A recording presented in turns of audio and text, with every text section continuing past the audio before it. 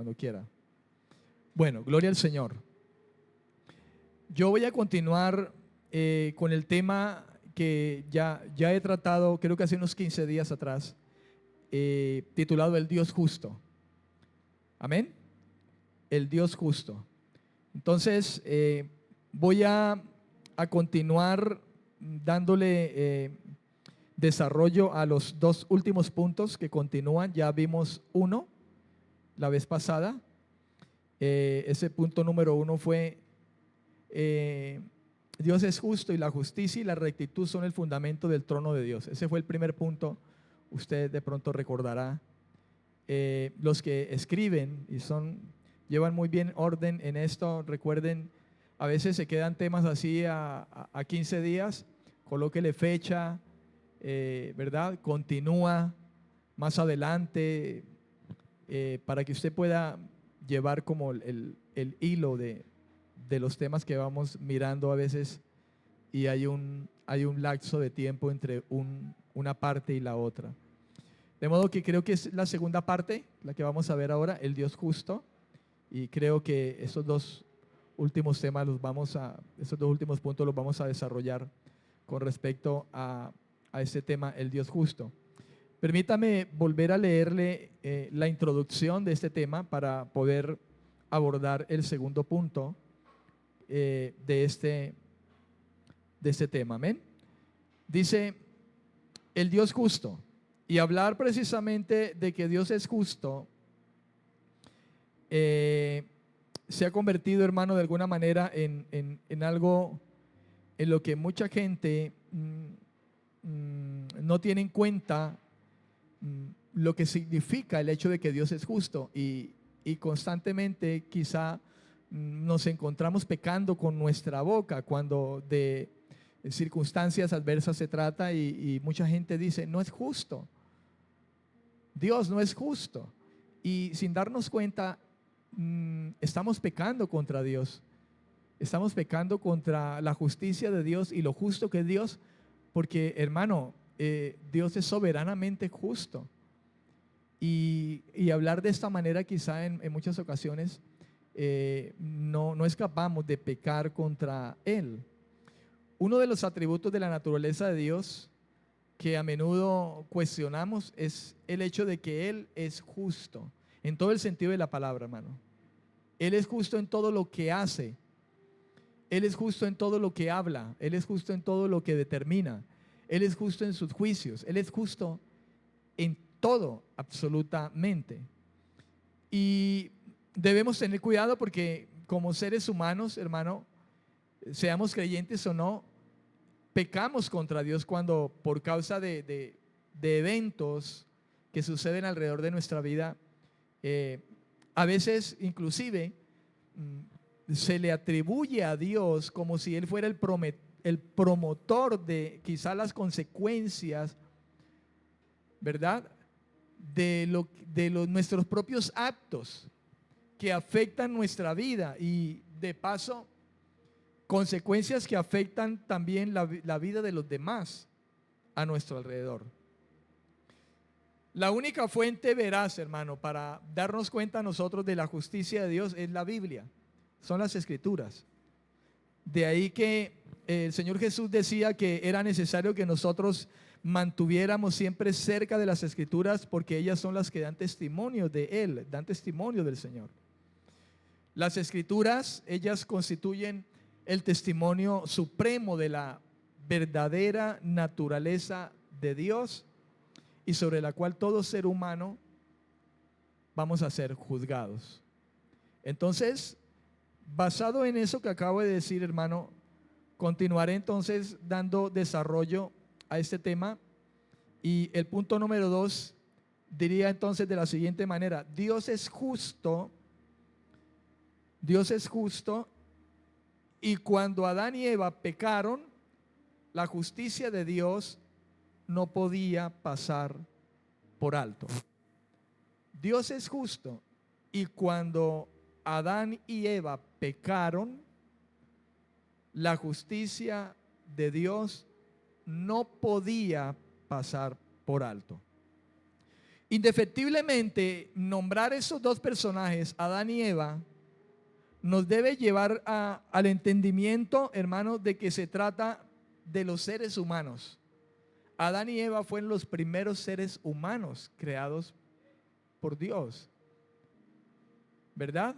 La primicia, digámoslo de alguna manera, porque después dijo el Señor, multiplíquense.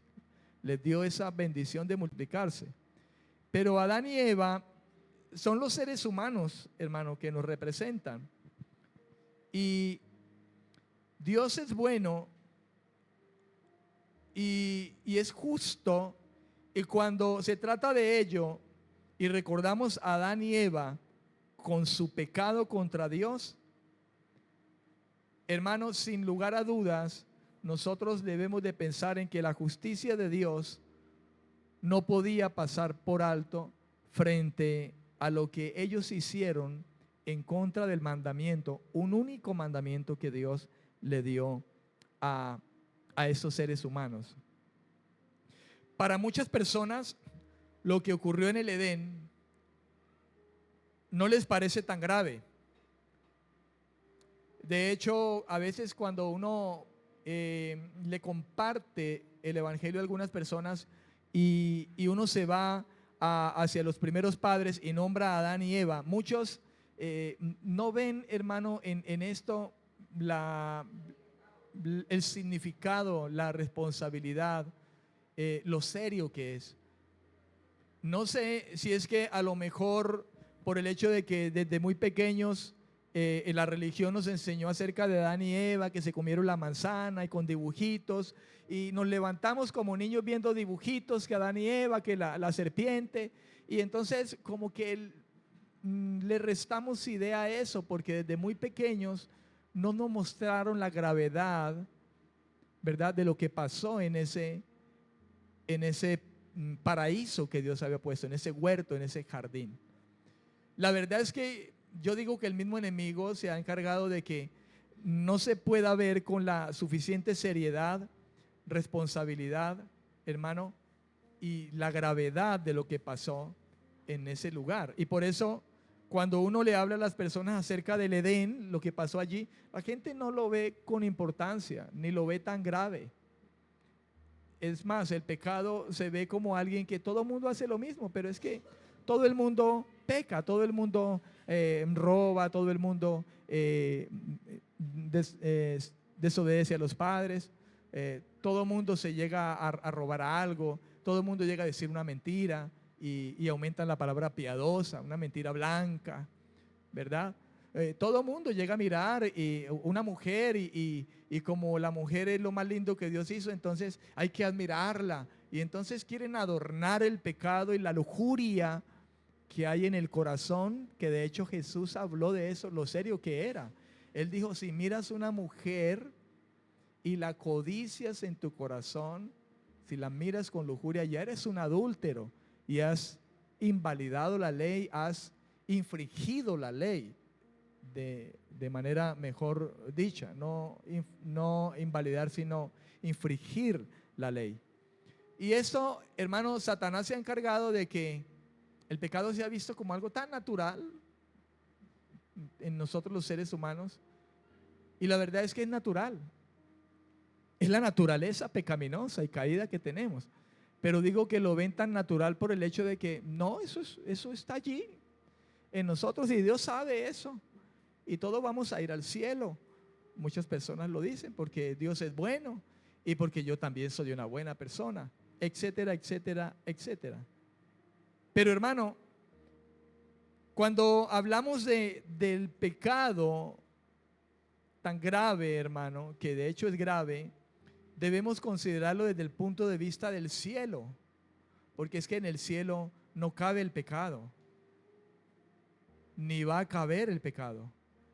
En el cielo no va a caber la inmundicia, el robo, el lujurioso, el grosero, el truán, el asesino, el homicida.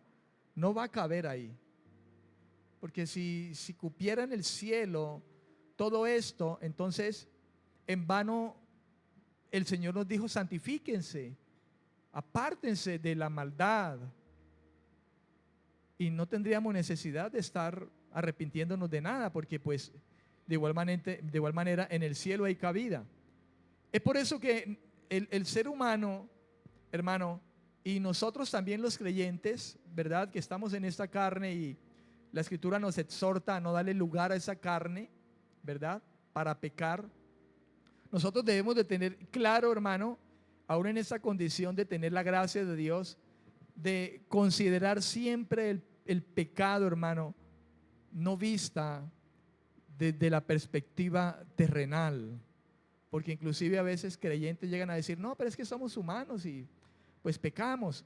Y es verdad, somos humanos. Y si decimos que no pecamos, mentimos. Pero a veces esa frase, ese dicho se convierte en la excusa, hermano, para no apartarnos, para no vivir apartados, para no vivir santos y perfeccionar la santidad respetando al Señor. De modo que nosotros debemos de considerar, bendito sea el Señor, el pecado desde el punto de vista del cielo. El gran Dios creador y diseñador de todo, gobernante indiscutible de todo, hermano, había sido desafiado por el polvo, ¿sabe? Del polvo de la tierra, dice la Escritura, hizo Dios al hombre. De modo que escuche, el hombre, el polvo había desafiado a su creador.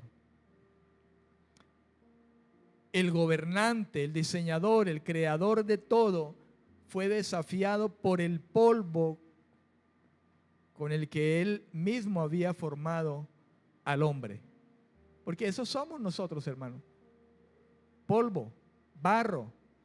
Pablo decía: tenemos ese tesoro precioso en vasijas, en vasos de barro. Porque eso es lo que somos nosotros realmente. Dios, el Señor, había hecho todas las criaturas, y en especial el Señor había formado al ser humano para propósito y para deleite. Y Dios, hermano, derramó una lluvia de amor, porque eso fue lo que hizo el Señor. Derramó una lluvia de amor y abundancia de favor sobre el ser humano. Y Dios hizo eso desde el principio, hermano. Desde el principio, fíjese usted. Dios lo hace y es el principio o la sombra de lo que mostraría, hermano, su amor incomparable con la venida de su Hijo Jesucristo en ese sacrificio. Dios, hermano, derramó una lluvia de su amor y abundancia de favor, pero también les dio una libertad de poder tener una relación genuina con Él. Lo que significa que también el hombre podía elegir el ir en contra de Dios. Eso hizo el Señor, hermano. Dios no creó robots con un chip que Él pudiera manejar, ¿verdad? Como las teclas del computador y enter y corra para acá y corra para allá. No, el Señor no hizo al ser humano así. El Señor le dio una libertad, hermano, de poder tener una relación genuina con Él, ¿verdad? Al darle esa libertad, significa que también ellos, los hombres, podían llegar a elegir el irse contra Él.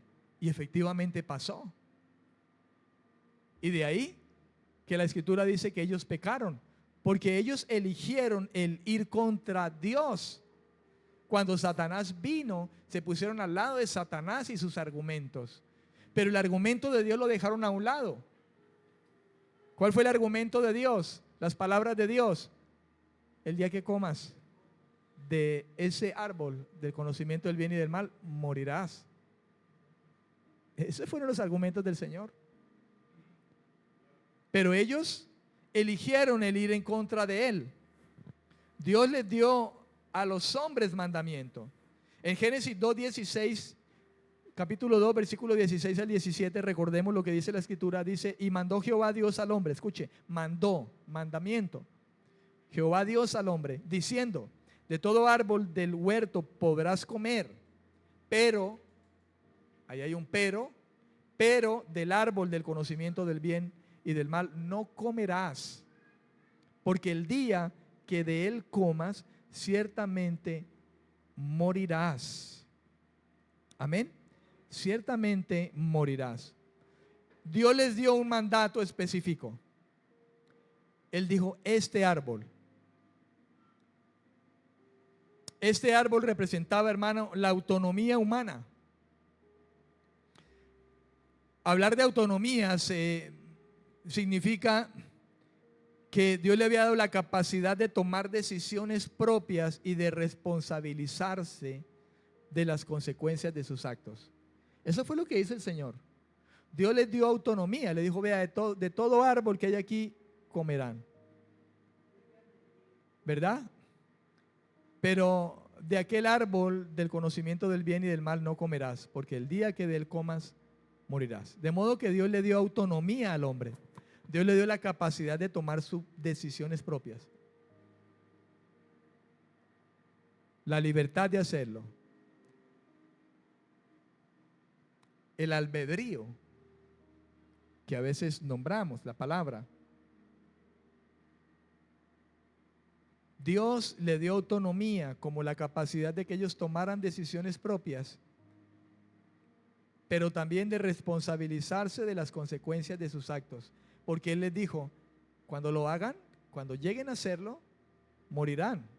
De modo que ellos eran responsables de las consecuencias de sus actos. ¿Cuál fue el acto? Desobediencia. ¿Cuál fue la consecuencia? Muerte. Ahí vemos nosotros, hermano, autonomía que Dios le da al hombre, capacidad de tomar decisión. Hermanos, si ellos llegaban a comer de este árbol, Él les advirtió, morirán. Dios les mostró sus opciones y les informó las consecuencias. Amén. De modo que la tragedia de la autonomía que ellos tenían de parte de Dios, hermanos, se evidencia en la advertencia divina. La advertencia que Dios le dio a ellos. Dios le dijo, ciertamente morirás. Dios les dio autonomía y ellos, frente a esa autonomía, ellos cayeron en la tragedia más grande, hermano. Ciertamente murieron. Y morimos por causa de ellos. Amén. El mal uso de esa autonomía que Dios le dio a ellos incluyó que la muerte se extendiera, escuche, al ser espiritual, porque el hombre era espiritual, ¿o no? El hombre era espiritual. Amén. El mal uso de esa autonomía incluyó, hermano, que la muerte se extendiera a su moral, que se extendiera a lo social, que se extendiera a lo relacional y en última instancia que se extendiera a lo físico. Ellos morirían. Del polvo fueron tomados, al polvo volverían. Y esa es la realidad que hoy vive la raza humana sobre este globo terráqueo donde Dios nos ha puesto, hermano. Puesto que la naturaleza de Dios es ser justo, Él no puede, hermano, Dios no puede, escuche esto, y es lo que tenemos que entender nosotros, ¿verdad? Primeramente como creyentes, como personas alcanzadas por la gracia que todavía luchamos con esta debilidad carnal. Eso lo debemos de entender nosotros y el mundo debe entenderlo de esa manera. Puesto que la naturaleza de Dios es ser justo, Él no puede haber creado una regla, establecer un castigo y luego no cumplir con dicha regla cuando se infringe. Dios no puede hacer eso dentro del hecho de que Dios es justo. Él crea una regla, Él establece un castigo y luego no cumple con dicha regla. No, hermano, Dios en su justicia siempre cumple lo que dice y lo que estableció. Por eso es que en Romanos capítulo 6, versículo 23, yo sé que usted conoce muy bien esa escritura, en la parte A, el apóstol Pablo le escribía a la iglesia y le decía, porque la paga del pecado es muerte.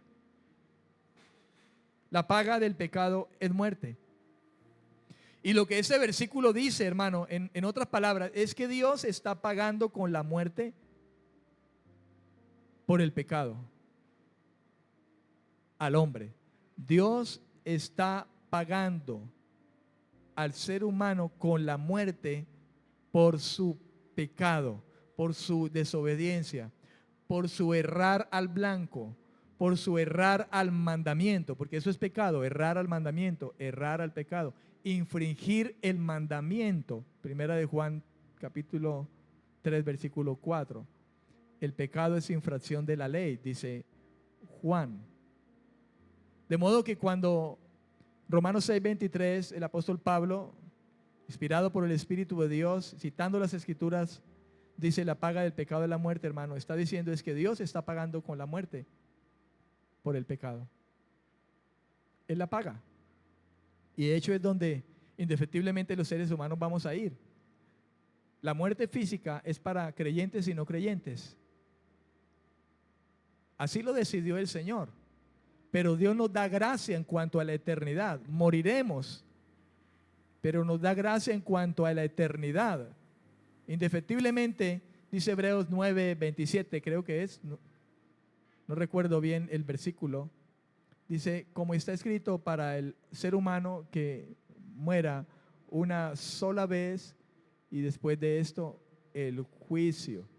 Dice, como está escrito para el hombre, para el ser humano.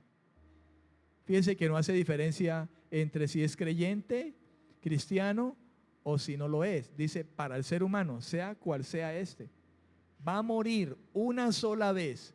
Y eso desbarata, hermano, el hecho de que vamos a reencarnar una sola vez y después de eso el juicio. Dios va a llamar a cuentas. Amén. Hermano, la muerte, escuche, la muerte es la evidencia de que Dios se toma muy en serio el pecado. Se lo estaba tomando tan serio que le dijo, el día que ustedes infrinjan lo que yo les acabo de decir, que extiendan su mano contra ese árbol, ustedes van a morir. Es serio, hermano. Es que no es cualquier cosa lo que les esperaba de su desobediencia. La muerte. ¿Comprende? La muerte, hermano, es la evidencia de que Dios se toma muy seriamente el pecado. Es tan serio que Dios va a echar al infierno al alma que pecare. Y el ser humano está tan cegado espiritualmente por el príncipe de este mundo, como dice la escritura, que Satanás dice que oscurece, hermano, el entendimiento para que no le resplandezca la luz del evangelio, para que no comprendan, hermano, que Dios en su justicia llevará a cabo, hermano, lo que Él ha establecido. La muerte es evidencia de que Dios se toma muy en serio el pecado. La muerte, más allá de lo físico, es claramente la muerte eterna, la exclusión de la vida eterna.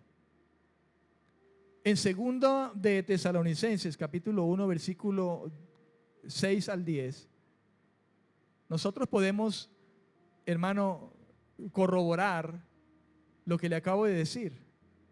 Más allá de lo físico, la muerte es claramente, hermano, muerte eterna, exclusión de la vida eterna. Y Pablo se lo dijo a los tesalonicenses en esa segunda carta, capítulo 1, versículos 6 al 10. Vamos a leerlo, dice, es justo delante de Dios pagar con tribulación a los que os atribulan, mientras que a vosotros, los que sois atribulados, daros reposo junto con nosotros. Está hablando el apóstol a la iglesia. Cuando se manifieste el Señor Jesús desde el cielo con los ángeles de su poder, en llama de fuego, escuche, para dar retribución a los que no conocieron a Dios. Y no porque no se les haya dado o se les haya llevado el conocimiento, sino porque no quisieron conocerlo. Amén. Ni obedecen al evangelio de nuestro Señor Jesucristo. Pablo está hablando, escuche con atención. Versículo 9, Pablo dice: estos, o sea, los que no conocieron, no obedecieron al evangelio, estos sufrirán pena de eterna perdición. Esas palabras son muy serias, hermano. Y yo no creo que Pablo estuviera inventándose cosas. Pablo estaba claro, hermano, en los designios de Dios. Si Pablo estuviera inventando cosas, hermano, se estaría metiendo en camisa de 11 varas, como dice el dicho, ¿verdad? La misma reprensión fuerte de Dios hubiera venido sobre él diciendo: ¿qué estás diciendo? Pero era muy serio, hermano. Pablo no estaba jugando ni estaba inventando palabras. Dice: estos sufrirán pena de eterna perdición, excluidos de la presencia del Señor y de la gloria de su poder, cuando venga en aquel día para ser glorificado en sus santos y ser admirado en todos los que creyeron. O sea, la iglesia. Y vosotros habéis creído en nuestro testimonio. ¿Cuál testimonio? El evangelio de Cristo, el evangelio de la salvación, el evangelio de Dios, la buena noticia de Dios. De modo que, ya que Dios es justo, hermano, Él premia lo bueno y castiga lo malo, porque Él es justo. Un buen juez, hermano, un buen juez no es aquel que le pagan, ¿verdad? Y dejó ir a aquel maleante y dicen: uy, no, qué juez tan bueno, ¿no? ¿Verdad? Mire, qué juez tan misericordioso. Pero es que le pintaron, hermano, el billete en la mano. No, hermano, porque Dios precisamente es bueno y es justo. Es que Dios premia lo bueno, pero castiga lo malo. Eso lo hace a Él bueno, eso lo hace a Él justo. ¿Amén o no amén? Eso lo hace ser precisamente ser justo. El pecado, hermano, no puede quedar sin castigo. Eso es lo justo. El pecado no puede quedar sin castigo. Pero Dios, en su inmenso amor, escuche, en su inmenso amor, que es otro de sus atributos, el amor, hermano. Así como Él es justo, Él es amor, Él es misericordioso. Dios, en su inmenso amor, en su eterno amor, estuvo dispuesto a extender su misericordia. Y esto, hermano, nos lleva al tercer punto. Usted que está escribiendo, al tercer punto. Y entonces nosotros podemos decir en ese tercer punto: Dios es justo, y al mostrar misericordia, mostró también su justicia a los que buscan refugio en el evangelio. Voy a volver a decirlo. Dios es justo, y al mostrar misericordia, mostró también su justicia a los que buscan refugio en el evangelio. Ese es el testimonio de las Escrituras, hermano. Escuche, la justicia requería la muerte por causa del pecado. Recuerda que dijimos antes de nombrar ese tercer punto: el pecado no puede quedar sin castigo. No puede quedar sin castigo, porque Dios es justo. Y Él advirtió. ¿Comprende?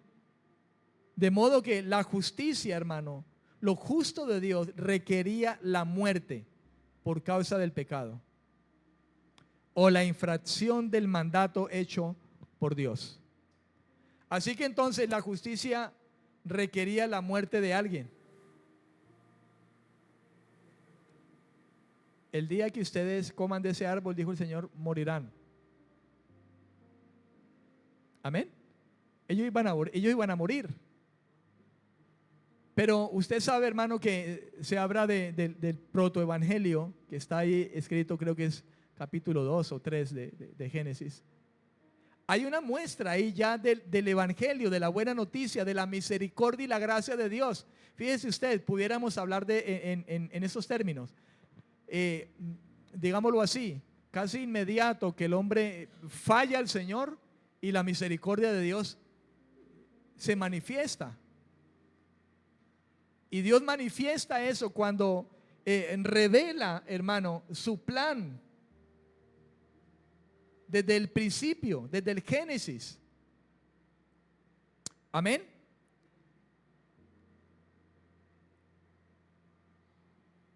La justicia requería la muerte de alguien, porque Él dijo, morirán. De modo que Dios debió haber matado a Adán y Eva enseguida, ¿verdad? Pudieron haber caído muertos de una vez, hablando físicamente. El hombre peca, hermano, y el hombre ya cayó en condenación. Adán y Eva pecan y ellos, la muerte física entró, pero ellos ya eran culpables, ya la condenación estaba sobre ellos. ¿Comprende usted? Porque ellos no habían confiado en las palabras del Señor. Ellos ya estaban condenados. La condenación entró enseguida. Pero la misericordia de Dios, hermano, juntamente se hace presente. Ya que la naturaleza de Dios es también amor, Él proveyó una forma de satisfacer la justicia sin destruir al ser humano infractor, Adán y Eva. De modo que fíjese, hermano, lo que dice la Escritura. Él se proveyó de un sustituto para satisfacer la demanda de la justicia que debía cumplirse. La provisión inmediata de Dios fue suplida.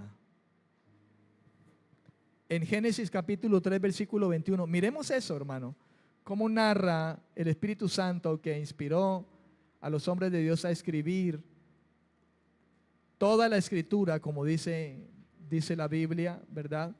Génesis capítulo 3, versículo 21, miremos esta verdad.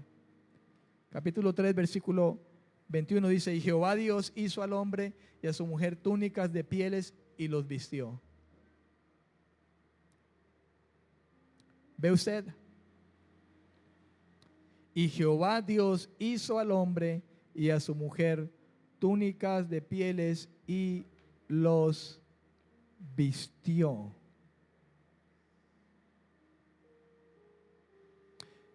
Esta figura temprana, hermano, de la propiciación sustituta señala la necesidad del juicio sobre el inocente.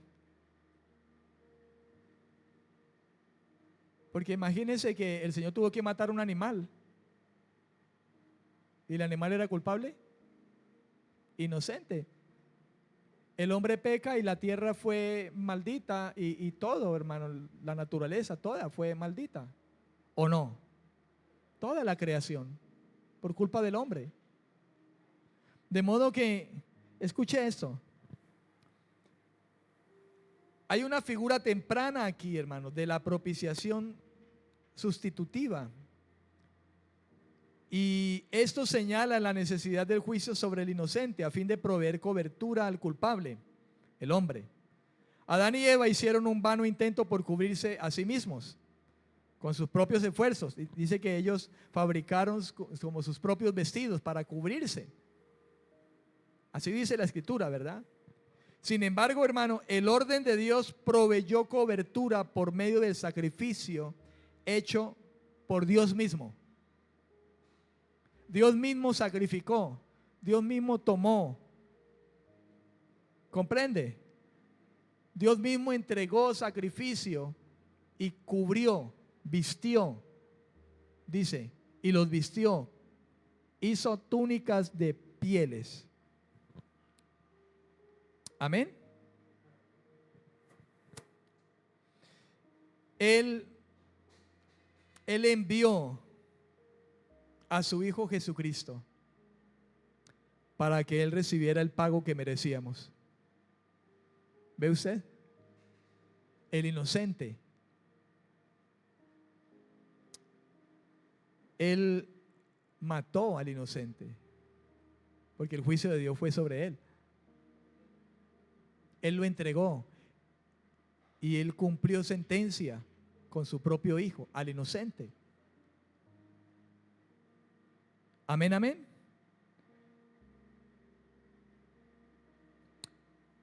Hermanos, bajo el pacto de la gracia que Dios ha extendido hoy, se requiere que nos revistamos de Cristo más bien que de nuestras buenas obras. ¿Sabe? El hecho de que el hombre se hubiera buscado su propia cobertura, eso nos deja ver de alguna manera, hermano, lo que significa el hecho de que nosotros queramos vestirnos con buenas obras delante de Dios. Cubrir nuestro pecado con buenas obras. No, yo soy bueno. Sí, yo he pecado, pero yo he hecho buenas obras. Entonces, pretendemos vestirnos con las buenas obras. Así como el ser humano, Adán y Eva hicieron su propia cobertura, pero Dios dijo no. No es por tus obras, no es su propio esfuerzo. Dios mismo se proveyó de eso, hermano. Y esto era una figura de Cristo, de Dios mismo proveyéndonos a el inocente Jesucristo y vistiéndonos de Él, revistiéndonos de Él. Gálatas 3:27 dice, pues todos los que habéis sido bautizados en Cristo, de Cristo estáis revestidos. Ahí está, hermano, lo que en un principio el Señor hizo. El Señor los vistió. El mismo Señor sacrificó y vistió. El mismo Señor sacrificó a su Hijo, lo entregó y nos vistió con su justicia.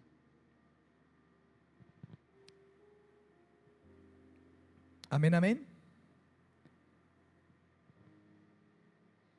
El bautismo establece de manera sacramental, hermano, el vínculo con la salvación en Cristo.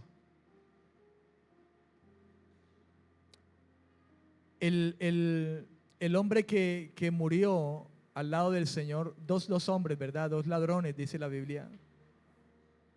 Se supone que no fue, la Biblia no habla de que él fue bautizado. No da especificaciones de si, inclusive si había escuchado algún sermón o se había bautizado cuando el bautista estuvo bautizando.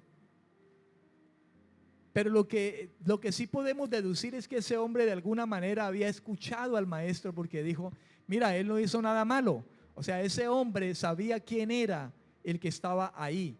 Y le decía al otro ladrón, nosotros sí hemos hecho lo malo, este hombre es inocente. Él no ha hecho nada malo. Lo que por obvio, hermano, nos da a pensar que ese hombre escuchó el mensaje de Cristo. ¿Comprende? Él lo escuchó, él lo vio al Señor, ¿verdad? Llevando el mensaje, lo vio, haciendo milagros. Y el mayor milagro, hermano, salvando a muchos y cómo lo seguían. Pero ese tuvo su momento y lo tuvo ahí. No de la mejor manera, hermano, porque fue puesto en una cruz con dolor, ¿verdad? Por causa de su pecado. Y no se bautizó, pues creemos que no se bautizó. No fue a las aguas. Sin embargo, él tuvo fe y arrepentimiento. ¿Comprende? De modo que hablar del bautismo, hermano, establece de alguna manera o sacramentalmente, como hablamos o conocemos, un vínculo con la salvación en Cristo. Y alguien que ha venido al arrepentimiento, hermano, por obediencia, porque el Señor mismo mandó que nos bautizáramos, hermano, sabemos, hermano, que esto establece de alguna manera, hermano, el hecho de que hemos sido salvados por el Señor. Un testimonio, hermano, que damos, ¿verdad? A público de mi fe, de mi conversión, de mi arrepentimiento, hermano, por la gracia del Señor. Amén, amén.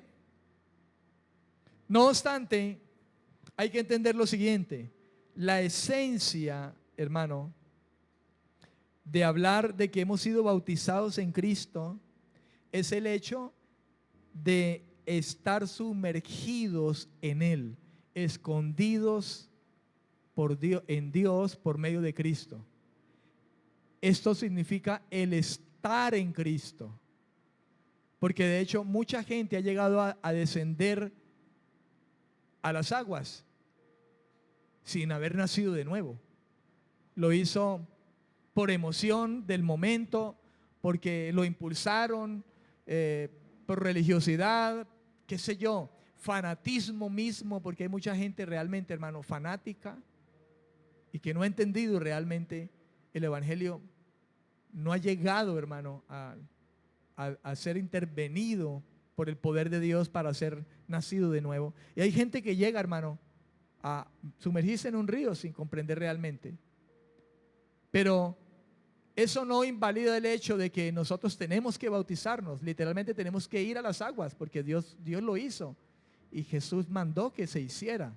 Pero, mi estimado hermano, la esencia del bautismo, lo que dice Gálatas 3:27, todo lo que habéis sido bautizados en Cristo, hermano, no es más que el hecho de haber sido sumergidos en Cristo al unirnos por la fe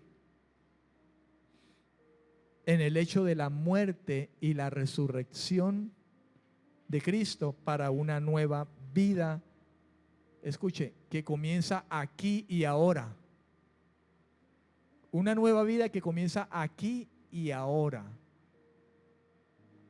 En el momento que llegamos verdaderamente a la fe, un arrepentimiento genuino y una fe, una confianza plena en lo que Cristo hizo. Cuando eso sucede, hermano, cuando eso pasa, entonces sucede el milagro, el propio milagro para cada persona. Y el propio milagro es el de nacer de nuevo, un corazón nuevo, una mente nueva, ¿verdad? Somos unidos a la nueva vida y la nueva vida comienza a fluir aquí mismo, ya. Las cosas viejas pasaron, todas son hechas nuevas. Una nueva vida en Cristo que comienza aquí hasta que lleguemos a la posesión adquirida, como dice, creo que es Efesios, vaya conmigo a Efesios, esa última parte del capítulo 1, creo que es, hasta que lleguemos allí. Una nueva vida, hermano. Y recuerde, es el hecho de que somos bautizados en Cristo y bautizados con el mismo Espíritu de Cristo. Somos sumergidos en el Espíritu Santo. Él les va a bautizar en Espíritu Santo, dijo, recuerda, yo les bautizo en estas aguas, pero ustedes serán bautizados, entonces serán bautizados en Espíritu Santo y fuego.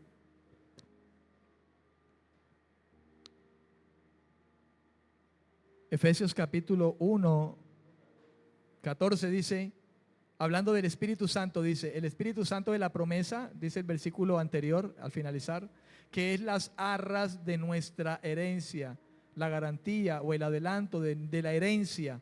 ¿Cuál herencia? Pues esa vida, hermano, ¿verdad? Hasta la redención de la posesión adquirida para alabanza de su gloria. Note, la posesión adquirida, la vida eterna, la vida que nos espera. Pero esa vida, hermano, comienza aquí y ahora, porque ahora estamos sumergidos en Él. Antes estábamos sumergidos en nuestros pecados, en nuestros delitos. Pero Dios nos sacó de allí, nos sacó del lodo donde estábamos sumergidos, nos lavó, nos limpió y ahora estamos sumergidos en Cristo, en la nueva vida, sumergidos en las aguas de la palabra. ¿Recuerda usted lo que el Señor le decía al profeta Ezequiel? Y le mostró el río y medía, ¿verdad? Y caminaba y hasta los tobillos y luego medía y más y medía hasta que ya se sumergió. Dios quiere que su pueblo se sumerja en el río de su vida, de su palabra. Ese río representa el río de Dios. El río de Dios es la vida de Dios, lo espiritual. Amén. En esto vemos la gracia del Señor. ¿Cuánto le dan la gloria al Señor en esta noche? Amén, amén. Espero, hermano, que le haya bendecido este mensaje. Espero que le haya bendecido a su vida, hermano. Y cómo nosotros tenemos que tener en cuenta, hermano, que Dios es justo. Y porque Él es justo, Él castigará al pecador. Pero Dios ha extendido su amor, hermano, y por medio de su amor, hermano, nos amó para darnos salvación, pero no pasó por encima su justicia, porque sí intervino muerte, y fue la muerte de su propio Hijo. Como Él es justo en todo lo que hace, en todo lo que promete, Él no podía pasar por alto que alguien muriera. Por eso trajo un sustituto. Así como cuando Adán y Eva pecan y Él mismo sacrifica a alguien inocente, ahora nos trajo fue alguien inocente, un cordero inocente, así como ese animalito que sacrificó inocente y con sus pieles les cubrió. ¿Ve? La sabiduría de nuestro Dios, hermano. Dios es justo, es misericordioso. No se nos olvide a nosotros, hermano, para que no pequemos contra Él, que Dios es justo en todo lo que hace. Debemos alabarle, glorificarle y exaltarle por su justicia. Amén. Damos la gloria al Señor. Vamos a orar para finalizar